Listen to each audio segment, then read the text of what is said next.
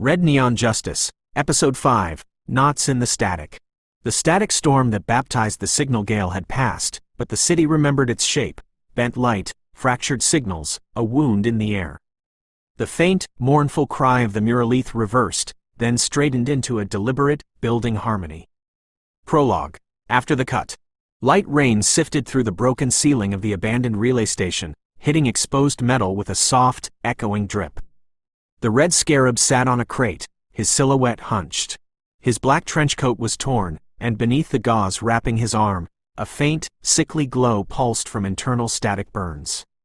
He played the stolen data on a loop. A fragile, ancient voice whispered through the terminal, "If you're hearing this, you survived the first cut." The Scarab leaned back, the sound of the rain doing little to mask the ache. "Survived, maybe," he muttered through the mask. "but not clean." On a nearby console, a small magenta signal began to blink, Matrix's encrypted tag. He pressed it, and the screen unfolded into text. The message was stark. "The children loop again. Something in Harmony's code is bleeding. You're not alone." He closed his eyes, a deep sigh passing his lips beneath the jagged red grin of his mask. "Never thought I was." Scene 1. Harmony House, the Loop Child. Inside the bright, oppressive order of the Harmony House Academy classroom, the children recited their lessons, their voices a hypnotic metronome. Miss Maggie, Matrix, watched, composed in her plum suit. Suddenly, one boy froze mid-sentence. His projection screen, meant to display the orderly code of the hand, began to reverse. His voice broke, repeating a fragmented, glitching chant. "Order breaks, order breaks, order breaks, order breaks, order breaks, order breaks." Maggie's heart stuttered, but her hands were steady. She cut the feed, smiling apologetically to the class. "Just a network hiccup, class. Focus." Moving to the boy's terminal, her left eye glowed magenta as her focus sharpened into Matrix.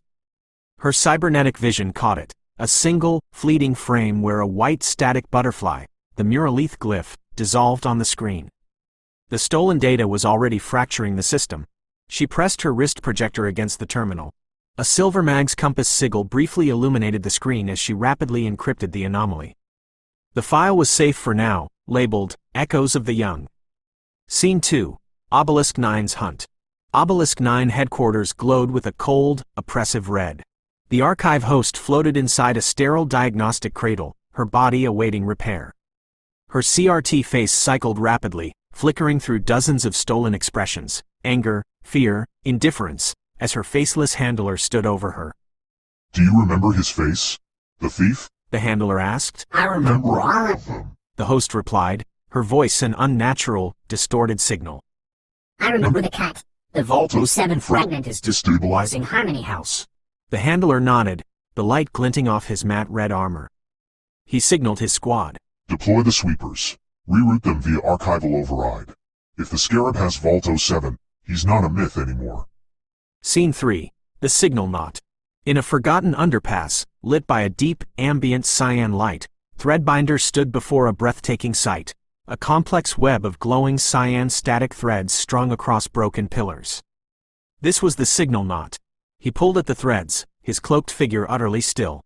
"Truth doesn't die. He murmured, his voice echoing in the cave-like space. It tangles." Tying a single knot, he wove the static into a projected memory, the flickering, ghost-like image of the Red Scarab fighting the archive host. "He found a thread I dropped years ago."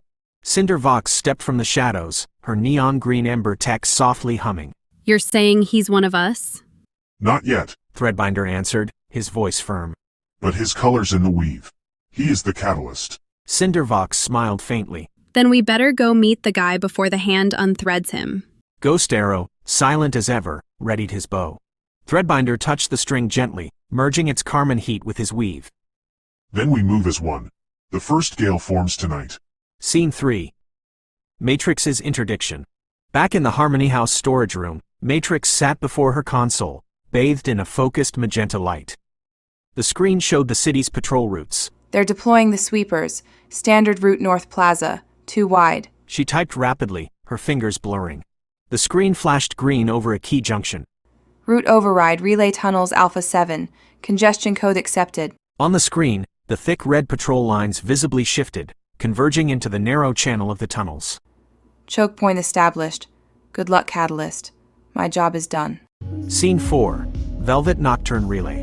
Inside the Velvet Nocturne, Speakeasy, cool in his teal pinstripe suit, slid a data card across the polished bar counter. He's trending. He mused. The hand's calling him a terrorist. The signal's calling him poetry. A hooded courier collected the card. Careful. Speakeasy warned, lowering his voice. Stories cut deeper than knives. He tipped his fedora toward a shadowy corner. Hero's golden neon goggles glowed faintly for a moment before he vanished in a flash of yellow light. Scene 5. The meeting. The relay tunnels were damp and cold, echoing with dripping water. The Red Scarab waited, his crimson light flickering weakly.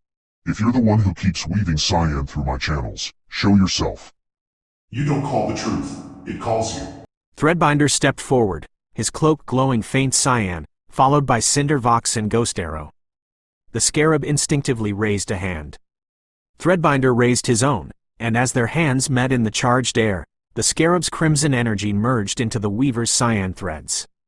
Ghost Arrow remained silent, but the grip on his bow tightened, and the deep onyx of his armor seemed to absorb the tunnel's light. We're not your enemy, Threadbinder said. You're awfully organized for ghosts. Not ghosts. Gale. CinderVox's voice was a low growl. The hand will come. They always do. Let them. CinderVox challenged, her eyes bright. We burn clean. Then burn bright. Scarab replied, lowering his hand. We'll need that. The sound of their alliance was cut short by a low, mechanical whine. The Obelisk 9 sweepers had arrived. Red floodlights slashed through the darkness of the tunnel. Scene 6. The Battle of the Tunnel. Alarms and drone wings whirring filled the air. The newly formed Signal Gale moved as one. The Scarab swung high, his neon whip carving the drones from above. CinderVox flung green ember charges that burst into blossoms. Ghost Arrow fired laser-linked shots that chained through enemy armor, leaving streaks of black light in their wake.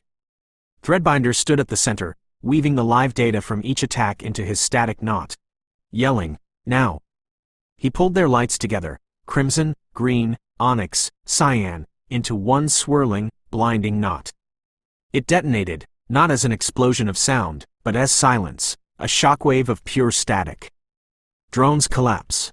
The air hums clean. The rebels, breathing hard, exchange their first look of exhausted, cohesive victory. Nice work, Spider. CinderVox grinned. Weaver, Threadbinder corrected. Same difference. She replied, laughing. You all keep names? Scarab asked, his tone still wary. We keep what they can't erase, Ghost Arrow answered. Scene 7. Threads and Truth. On a rooftop under the cooling lavender skies, Threadbinder tied a final, gently glowing magenta knot between their colors, the symbol of their alliance. Every rebellion starts with one cut, he said. But it survives because someone ties the wound. The Scarab looked out over Nelton Ectitor's skyline. Then we'll need a lot of knots. He turned away as hand patrols returned below, their red searchlights slicing the mist. The full Signal Gale theme swelled, blending all 4 color motifs. Every storm leaves threads behind. Tonight, they found each other, the crimson, the flame, the arrow, the weave. In the static's hush, they became a chord. The hand calls it interference.